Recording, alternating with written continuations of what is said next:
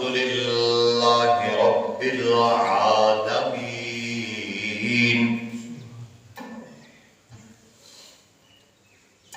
والعاقبة للمتقين والصلاة والسلام على سيد الأنبياء والمرسلين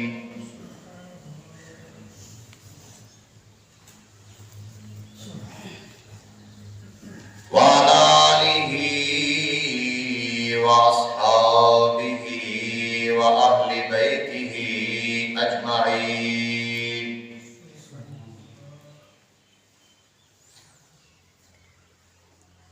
أما بعد فأعوذ بالله من الشيطان الرجيم.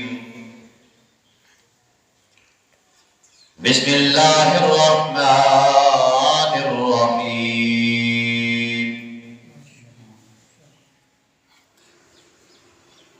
يا أيها النبي إذا جاءك المؤمنات يبايعنك على ألا يشركن بالله شيئا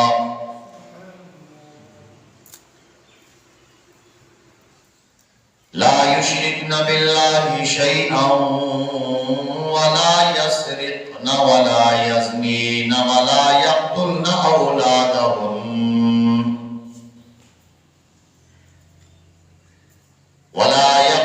أولادهن ولا يأتين ببهتان يفترينه بين أيديهن وأرجلهن ولا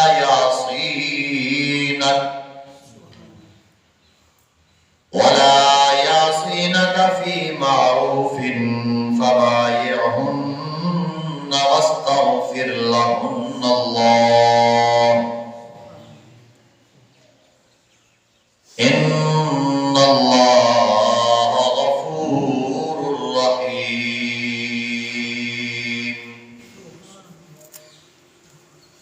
صدق الله مولانا العظيم. اللهم صل على سيدنا ومولانا محمد النبي الأمي وعلى آله وأصحابه وأهل بيته أجمعين.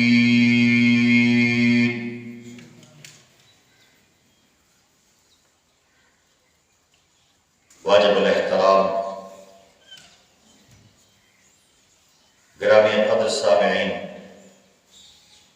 اللہ تعالیٰ کے خصوصی فضل و کرم سے آج جمعۃ المبارک کی بابرکت ساعات میں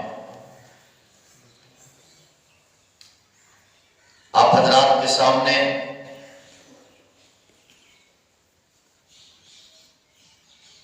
قرآن مقدس کی سورۃ ممتحنہ کی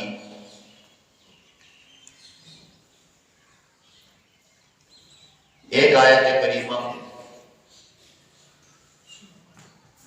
تلاوت کی ہے. دعا فرمائیں خلاق عالم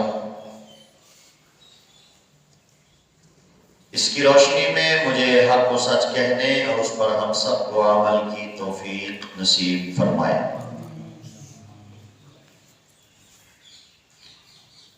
یہ آیت کریمہ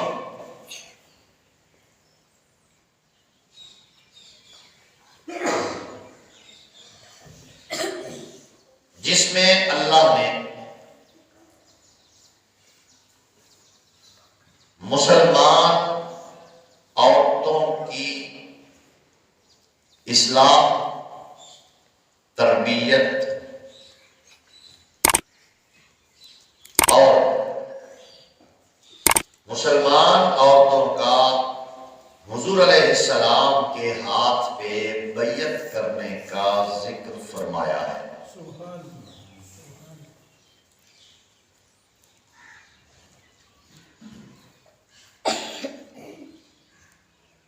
ایک مسئلہ اس میں یہ واضح ہوا کہ اسلام میں پیر و مرشد کے ساتھ تعلق، رابطہ، اس کے ہاتھ پہ بیعت کرنا اور دین کی نسبت سے بیعت کرنا، یہ قرآن و سنت سے ثابت ہوا۔ دوسرا مسئلہ یہ واضح ہوا کہ اصلاح باطن کے لیے مسلمان مرد بھی بیعت کرتے ہیں اور مسلمان عورتیں بھی بیعت کرتی ہیں۔ تیسرا مسئلہ یہ واضح ہوا، اس آیت کی روشنی میں ام المومنین سیدہ طیبہ طاہرہ حضرت امی عائشہ صدیقہ رضی اللہ تعالیٰ عنہ فرماتی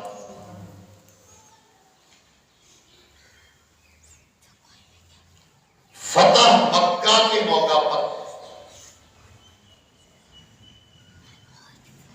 جب یہ آیت نازل ہوئی تو حضور صلی اللہ علیہ وسلم نے مسلمان عورتوں سے بیعت لی، اور ساتھ ہی ساتھ امی عائشہ فرماتی ہیں کہ حضور نے عورتوں سے بیعت اس طرح نہیں لی جس طرح مردوں سے لیتے تھے۔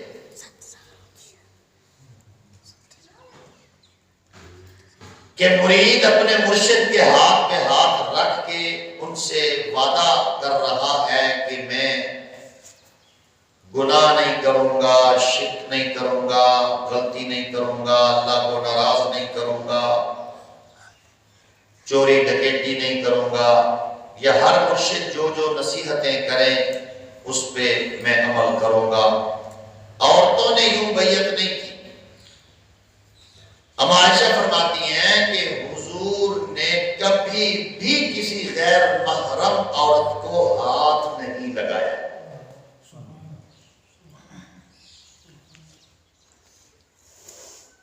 عورتوں سے بیعت لینے کا میرے نبی کا طریقہ یہ ہوتا تھا کہ آپ اپنے چادر مبارک، رومال، کپڑے مبارک کو ایک طرف سے پکڑ لیتے اور عورتوں کو فرماتے کپڑے کو دوسری طرف سے پکڑ لو۔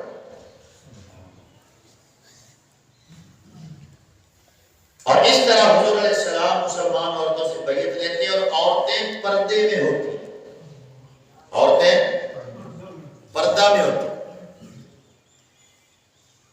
آج کل کچھ نامور ایسے پیر موجود ہیں کہ جو اپنی مریدنیوں سے پردہ نہیں کرتے اور مریدنیاں پیر صاحب سے پردہ نہیں کرتی، اور پیر صاحب ان کے سر پہ ہاتھ بھی پھیر رہے ہوتے ہیں، کمر پہ بھی ہاتھ پھیر رہے ہوتے ہیں، جسم کو ہاتھ لگ رہا ہوتا ہے، بے پردگی ہوتی ہے۔ تو جو پیر خود محمد عربی کی شریعت کی دھجیاں اڑانا چاہتا ہے، شریعت اسے پیر ہی نہیں مان رہی، تو پھر اس کے ذریعے آگے قوم کو کیا ہدایت ملے گی، کیا فیض حاصل ہوگا، کیا ہدایت کی اللہ فیصلے کرے گا۔ اس سے معلوم ہوا کہ جو پیر و مرشد عورتوں سے اختلاط رکھے، پیر بن کے مریدوں کے گھروں میں گھسا رہے، وہ پیر اور مرشد کے نام پہ ٹھگ تو ہو سکتا ہے، وہ اللہ کا ولی نہیں ہو سکتا۔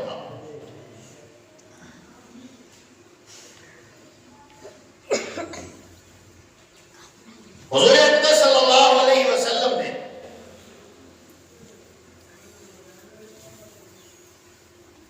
فتح مکہ کے موقع پر مسلمان عورتوں سے بیعت لی۔ اس بیعت میں جہاں دوسری عورتیں شریک تھیں، وہاں ایک مسلمانوں کی، اسلام کی نامور خاتون اس بیعت میں شریک تھی جنہوں نے عام دوسری عورتوں کی طرح پردہ بھی کیا ہوا تھا.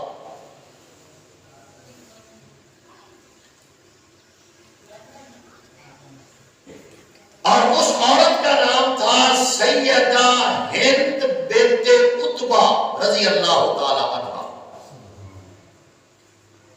سیدہ ہند بنت عتبہ کون عورت ہے؟ جس نے اسلام کو ایک ایسا بیٹا دیا جس بیٹے نے دنیا کے کل رقبے میں سے 64,65,000 مربع میل کے رقبے پر محمد عربی صلی اللہ علیہ وسلم کی شریعت کا پرچم لہرایا. ہند بنت عتبہ وہ خاتون ہے کہ جب اس کا بیٹا پیدا ہوا تو بیٹے کا سر عام بچوں کے سر سے بڑا تھا.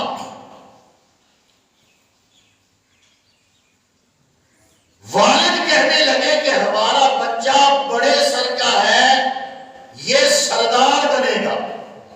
یہ کیا بنے گا؟ سردار بنے گا.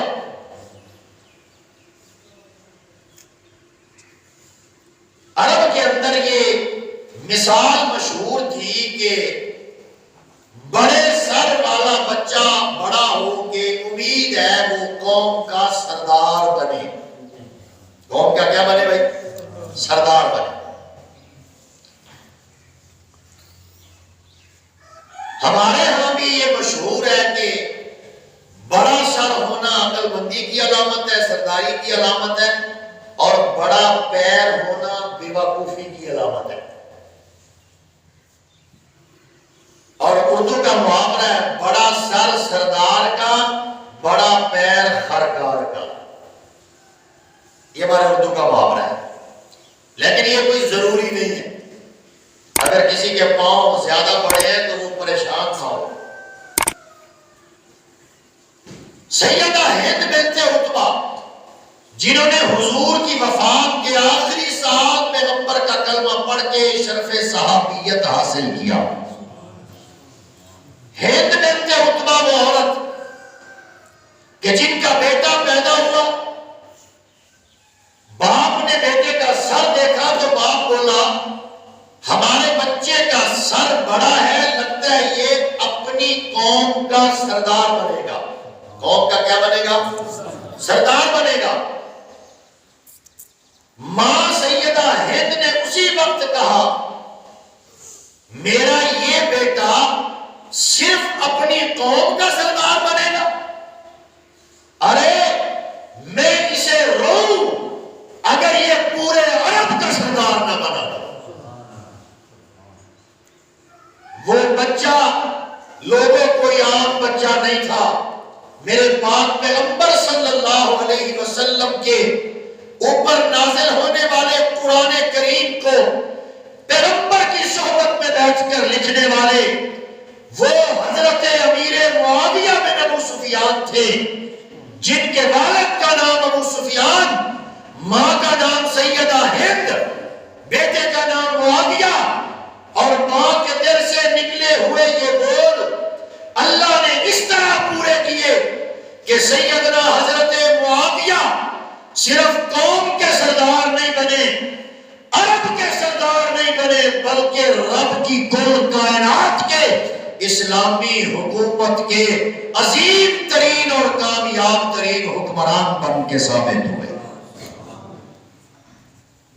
یہ ماں کے بیٹے کے بارے میں نکلے ہوئے بول تھے. حضرت ہند کے بارے میں تاریخ اسلام میں عوام الناس کے سامنے ایک ہی واقعہ مشہور ہے، اور وہ واقعہ کیا ہے کہ حضرت ہند نے میدان احد میں جب کافروں کی طرف سے حضرت ہند آئی ہوئی تھی، کلمہ نہیں پڑا تھا، حضور کے چچا حضرت حمزہ کا سینہ چیر کے کلیجہ نکال کے کچا کلیجہ انہوں نے چبایا تھا نفرت کی وجہ سے، بغض کی وجہ سے، حسد کی وجہ سے، وہ ہند جس نے سید الشہداء امیر حمزہ حضور کے چچا کا کلیجہ چبایا تھا، وہ ہند. بس عوام اتنی بات جانتی ہے، عوام کو یہ نہیں پتا کہ حضرت ہند کا ذاتی کردار کیا تھا، یہ نہیں پتا لوگوں کو سیدہ ہند کا حضور سے رشتہ کیا تھا، یہ نہیں پتا لوگوں کو سیدہ ہند متقی عورت کتنی بن کے نکلی، یہ نہیں پتا لوگوں کو سیدہ ہند نے جب سے کلمہ پڑھا رمضان کا روزہ نہیں چھوڑا، یہ نہیں پتا لوگوں کو سیدہ ہند کا رسول اللہ صلی اللہ علیہ وسلم کے ساتھ تعلق کیسا تھا، یہ نہیں پتا لوگوں کو سیدہ ہند رضی اللہ تعالیٰ عنہ نے رسول اللہ صلی اللہ علیہ وسلم کا کلمہ پڑھ کے پیغمبر کی صحبت حاصل کی، حضور سے بیعت کی، اور حضرت ہند رضی اللہ تعالیٰ عنہ نے کس جرت اور ایمانداری کے ساتھ اپنی زندگی کی آخری ایام اسلام کے ماتحت رہتے ہوئے گزارے. یہ لوگوں کو نہ پتہ ہے، نہ لوگ یہ جاننے کی کوشش کرتے ہیں. یہ عنوان آج میں نے اس لیے اختیار کیا کہ چند دن پہلے پاکستان کے ایک سیاسی لیڈر نے اپنے مخالف سیاسی پارٹی کی ایک عورت لیڈر کے بارے میں یہ گھٹیا جملہ استعمال کیا کہ فلاں صاحبہ نے تو ہند کا کردار ادا کیا ہے، اور آج کی بد کردار عورت کو تشبیہ دی ہے پیغمبر کی صحابیہ حضرت ہند رضی اللہ تعالی عنہا کے ساتھ. ہم سمجھتے ہیں اس میں رسول پاک صلی اللہ علیہ وسلم کی عظیم صحابیہ کی بے ادبی ہوئی ہے، توہین ہوئی ہے. کیا آج کا کوئی نیک سے نیک، متقی سے متقی مسلمان مرد یا عورت رسول اللہ صلی اللہ علیہ وسلم کے صحابہ یا صحابیات کے برابر ہو سکتے ہیں؟ بولو بھائی، ہو سکتے ہیں. وہ کردار کوئی کوشش بھی کرے تو اپنا سکتا ہے. آج کی کوئی عورت کتنی ہی نیک ہو جائے، دور نبوت کی مسلمان عورت کے برابر عظمت میں، کردار میں پہنچ سکتی.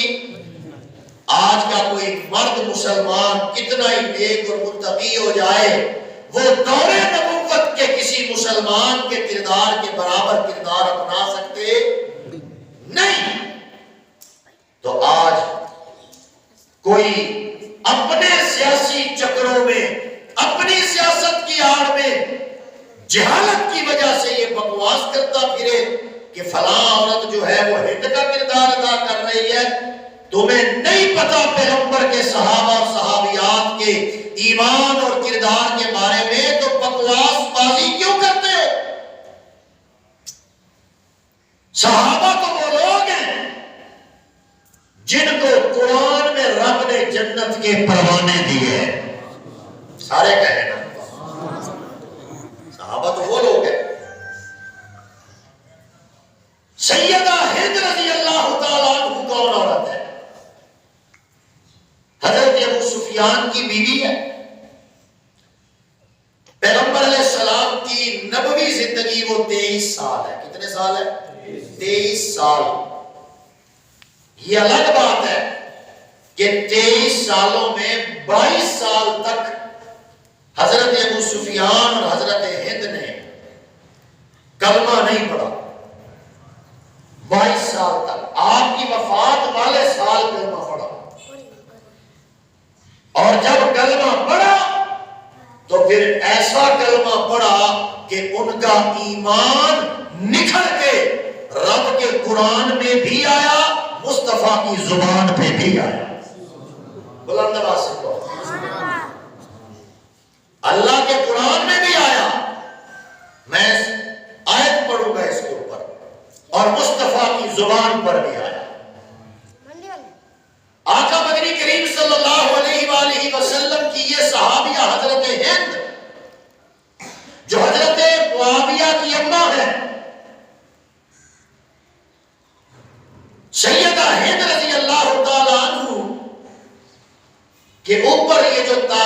کے اندر ایک واقعہ منسوب ہے کہ میدان احد میں حضرت ہند نے غضب اور غصے کے عالم میں حضرت امیر حمزہ کا کلیجہ نکلوا کے کچا کلیجہ چبایا. بالفرض والمحال اگر اس واقعے کو سچا مان لیا جائے، اگر اس واقعے کو سچا مان لیا جائے تو حضرت ہند کے کردار پہ آج کوئی اس واقعے کو بنیاد بنا کے کیسے گستاخی اور تبرہ کر سکتا ہے، اعتراض کر سکتا ہے؟ حضرت ہند نے تو مصطفیٰ صلی اللہ علیہ وسلم کے ہاتھ پہ بیعت بھی کر لی، پیغمبر کے صحابہ میں شامل بھی ہو گئی، اور جس نے کلمہ پڑھ لیا اس کے پچھلے سارے گناہ اللہ کیا کر دیتا ہے؟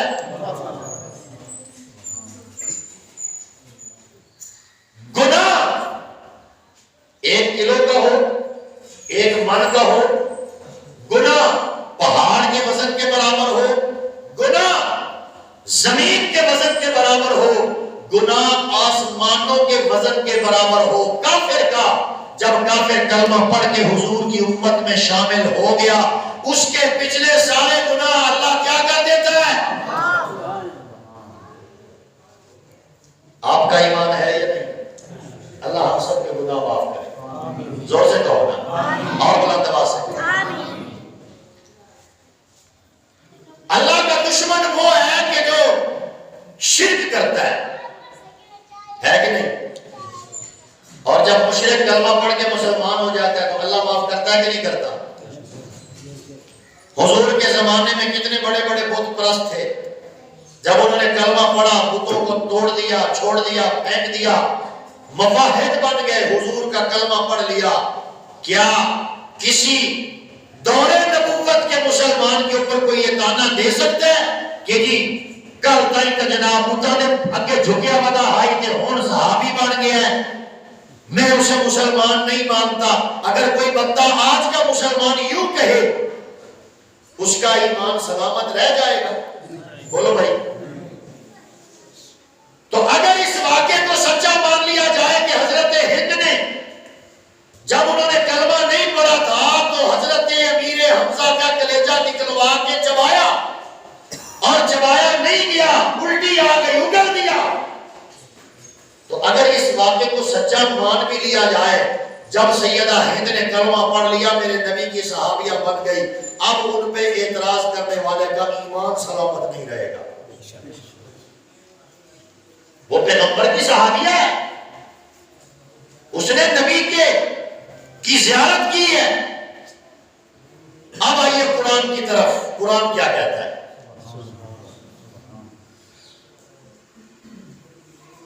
قرآن کہتا ہے سورہ ممتحنہ، یا ایھا النبی اذا جاءک المؤمنات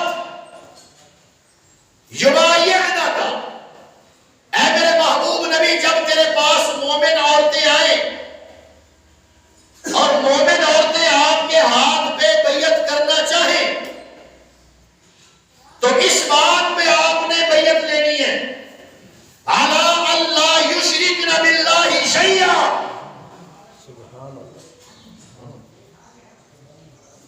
میں محمد صلی اللہ علیہ وسلم اس بات پہ بیعت لے رہا ہوں کہ آج کے بعد تم مسلمان عورتیں شرک نہیں کرو گی. خالق اور مالک ایک ماننا ہے تو کسے؟ سارے بولو بھائی.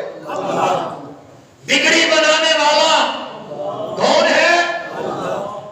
اولاد دینے اور لینے والا کون ہے؟ اللہ. اللہ یشرکن باللہ شیئا. اے مسلمان عورتوں تم محمد عربی کے ہاتھ پہ بیعت یہ ارادہ کر کے کرو کہ آج کے بعد تم شرک نہیں کرو گی، شرک نہیں کرو گی. جو مسلمان عورتیں حضور کے سامنے پردہ کر کے بیٹھی ہوئی تھی ان میں ایک پردہ نشین عورت نے بولا جس نے ابھی کلمہ پڑھا ہے، کہتی ہیں اب تک تو ہم یہی کام کر رہے تھے، اب تک تو ہم یہی کام کر رہے تھے، اور جب سے ہم نے کلمہ پڑھا، ہم آپ کے ہاتھ پہ بیعت کر رہے ہیں، اے اللہ کے نبی آپ نے سمجھایا کہ اللہ کون ہے، آپ نے سمجھایا یہ معبودان باطلہ کچھ نہیں کر سکتے، یہ بت پتھر ہیں، تو آج ہم وعدہ کرتی ہے کہ آج کے بعد ہم شرک نہیں کریں گی، ہم اللہ کو وحدہ لا شریک مانیں گی۔ یہ عورت کوئی اور نہیں، یہ عورت سیدہ ہند حضرت معاویہ کی اماں ابو سفیان رضی اللہ تعالیٰ عنہ کی بیوی، جنہوں نے چند دن پہلے پیغمبر کا کلمہ پڑھا اور آج حضور کے ہاتھ پہ بیعت کر رہی ہے اور پکار کے حضور کو کہہ رہی ہے جب کافر تھے تو علم اعلان، اب صحابہ بنے ہیں تو علم اعلان۔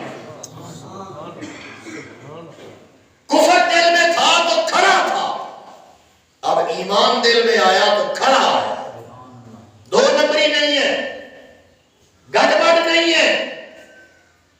قرآن کی اسی آیت میں اگلا جملہ اللہ نے فرمایا وَلَا يَقْتُلْنَ أَوْلَادَهُنَّ وَلَا يَسْرِقْنَ، چوری نہیں کرو گی۔ عورتوں کو حضور بیعت لے رہے ہیں، چوری نہیں کرو گی۔ سب عورتوں نے کہا چوری نہیں کریں گی۔ حضرت ہند دل کی کھری عورت حضور سے کہتی ہے یا رسول اللہ چوری تو ہم نہیں کریں گی، لیکن میں کبھی کبھی اپنے شوہر ابو سفیان کی جیب میں سے پیسے نکال لیتی ہوں۔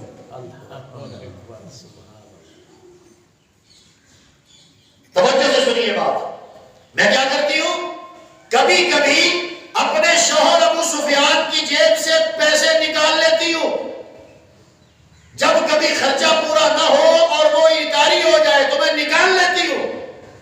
تو میں آپ کو بتا رہی ہوں آقا چوری نہیں کروں گی لیکن اپنے شوہر کے پیسے اٹھاؤں گی، اجازت ہے؟ حضور نے فرمایا اجازت ہے۔ سبحان اللہ، کہو نا یار سبحان اللہ۔ کتنا کھڑا دل ہے، منافقت نہیں ہے، دو نمبری نہیں ہے۔ آقا بالکل چوری نہیں کروں گی لیکن میرا شوہر پیسے دینے میں تھوڑا ہچکچاتے ہیں، نہ ہو تھوڑے ہو تو وہ نہیں دیتے، تو مجھے اجازت ہے کہ میں اپنے شوہر کی اجازت کے بغیر ضرورت کے مطابق پیسے لے سکوں۔ آقا کہتے ہیں اجازت ہے، یہ چوری نہیں ہے۔ یہ اپنی امائیت نہ دسیا ہے بات یہ مسئلہ تھوڑے کا ہے۔ شوہر کی اجازت سے بیوی لے سکتی ہے، یہ جو مسئلہ حضور نے کہا نا اجازت ہے، یہ حضرت معاویہ کی ماں کی خصوصی ان پر عنایت ہے، سبحان اللہ، کیونکہ اجازت دینے والے صاحب شریعت نہیں ہیں۔ صلی اللہ صلی اللہ وَلَا يَسْرِقْنَ، چوری نہیں کرو گی۔ ہند بنت عتبہ کہتی آقا نہیں کرے گی۔ وَلَا يَزْنِينَ، اللہ قرآن میں کہتے ہیں میرے محمد ان عورتوں سے اس بات میں بیعت لیجئے کہ زنا نہیں کرو گی، بدکاری نہیں کرو گی۔ باقی عورتوں نے چپ کر کے کہہ دیا زنا نہیں کرے گی، بدکاری نہیں کرے گی، شوہروں کی امانت میں خیانت نہیں کرے گی۔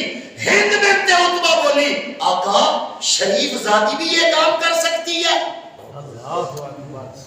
شریف ذاتی بھی یہ کام کر سکتی ہے، آزاد عورت بھی یہ کام کر سکتی ہے، خاندانی عورت بھی یہ کام کر سکتی ہے۔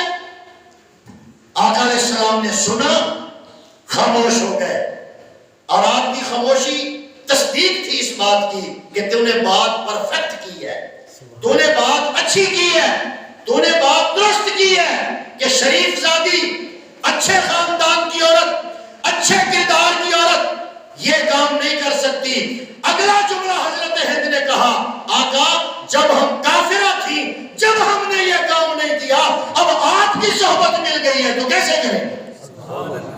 دیکھو معاویہ کی ماں کا کردار دیکھو۔ آج کل سیاسی پارٹیوں کے لیڈر اپنی بکواسات کی آڑ میں یہ بھونکتے ہیں ٹی وی پہ بیٹھ کے کہ جی مریم نواز نے ہند کا کردار ادا کیا ہے۔ تم کیا جانو ہند بنت عتبہ کا کردار کیا ہے؟ بلند آواز سے کہو ہند بنت عتبہ کا کردار کیا ہے؟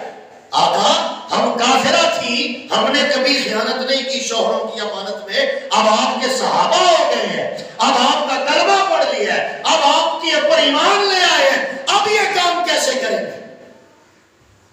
قرآن پاک کی سورۃ ممتحنہ کی آیت نمبر 12 پڑھ رہا ہوں، اللہ نے اگلا جملہ استعمال فرمایا وَلَا يَقْتُلْنَ أَوْلَادَهُنَّ، اس بات پر بھی محمد عربی کے ہاتھ میں بیعت کرو تم عورتیں کہ اپنی اولاد کو قتل نہیں کرو گی، اپنی اولاد کو قتل نہیں کرو گی۔ ساری عورتوں نے کہا ہم وعدہ کرتی ہیں اپنی اولاد کو قتل نہیں کریں گی۔ اس کا کیا مطلب ہے؟ آج کل تو اس کا مطلب سمجھنا بڑا ہی آسان ہے، ایبورشن کروا لو جا کے، حمل زارہ کروا لو جا کے، فلاں کام کرا لو فلاں، یہ قتل کے زمرے میں آتا ہے۔ اگر کسی کے پیٹ میں ناجائز بچہ بھی ہے، میرے پاک پیغمبر کا فرمان ہے اسے بھی ضائع کروانا قتل کے زمرے میں آئے گا،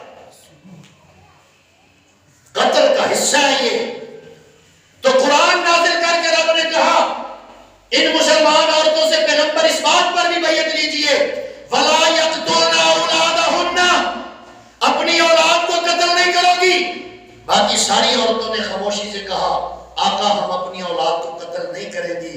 حضرت معاویہ کی اماں ہند بنت عتبہ پھر بولی ساڈی اولاد تو تسی بدر تے احد وچ مار سکتی ہے، پیچھے رہی کیڑی ہے؟ ہمارے تو سارے آپ نے مار دیے، کیونکہ حضرت ہند بنت عتبہ کے چچا قتل ہو گئے، بھتیجے قتل ہو گئے بدر احد میں۔ تو جب وہ حضرت ہند نے یہ کہا نا کہ ہمارے بڑے تو آپ نے مار دیے، ہم اپنی اولاد کو کیا قتل کریں گے، آپ نے چھوڑے ہی نہیں، تو اس پہ حضور کی ہنسی نکل گئی، حضور ہنس پڑے۔ اور حضرت عمر رضی اللہ تعالیٰ عنہ حضور کا پیغام بیعت کا عورتوں کو پہنچا رہے تھے۔ حضور صفا پہاڑی کے اوپر بیٹھے ہیں، عورتیں نیچے بیٹھی ہیں، حضرت عمر عورتوں سے تھوڑا اوپر پتھر پہ بیٹھے ہیں، حضور صفا پہ بیٹھے ہیں، حضور باتیں سنا رہے ہیں، حضرت عمر ٹرانسلیٹ کر کے آگے باتیں منتقل کر رہے ہیں، حضور ہنسے، حضرت عمر ہنسے، صحابہ ہنسے ہند بنت عتبہ کے جملے پہ کہ ہم نے اولاد کو کیا مارنا، ہماری اولادیں تو آپ نے قتل کر دی بدر و احد میں۔ تب حضور کو پتہ لگا کہ یہ عورت ہند بنت عتبہ ہے۔ آقا مسکرائے، عمر مسکرائے، صحابہ مسکرائے۔ ہند بنت عتبہ کا یہ کردار شاید آپ میں سے بہت سارے لوگوں نے آج پہلی مرتبہ سنا ہو، اور اس عنوان کو آج کے خطبے میں نے اس لیے اختیار کیا ہے کہ سیاسی بیان بازی کے اندر کچھ ناعاقبت اندیش لوگوں نے جہالت کی وجہ سے یہ بکواس بازی کی ہے کہ آج کی عورت جو ہے وہ ہند کا کردار ادا کر رہی ہے۔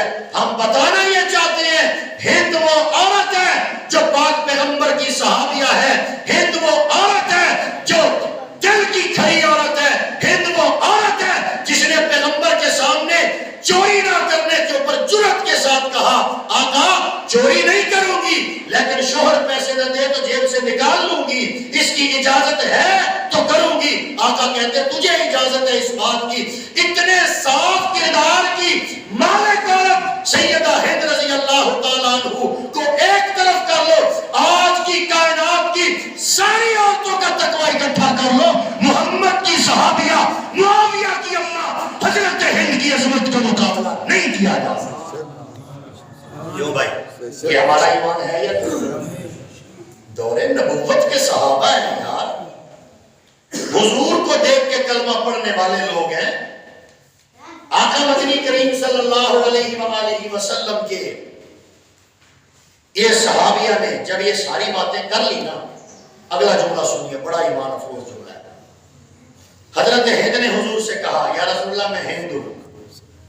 آپ نے فرمایا اچھا تم ہند بنت عتبہ ہو؟ ابو سفیان کی بیوی جی یا رسول اللہ، کلمہ پڑھ لیا ہے، بیعت ہو گئی ہے۔ فرمایا ٹھیک ہے قبول ہے، اسلام پچھلے سارے گناہ مٹا دیتا ہے۔ ایک ہی جملہ لوگوں کو یاد ہے، غزوہ احد میں ہند نے سید الشہداء حضرت امیر حمزہ کا کلیجہ چبایا تھا۔ بس میں نے شروع میں کہا کہ اگر اس واقعے کو سچ بھی مان لیا جائے تو یہ کردار کشی نہیں کی جا سکتی۔ وہ اسلام قبول کرنے سے پہلے تھا، اور محدثین نے لکھا ہے کہ یہ جملہ، یہ واقعہ جھوٹا ہے، سیدہ ہند نے یہ کام نہیں کیا۔ اور جب اسلام قبول کیا تو غزوہ یرموک کی جنگ ہوئی رومیوں کے خلاف حضرت ابو بکر کے زمانے میں۔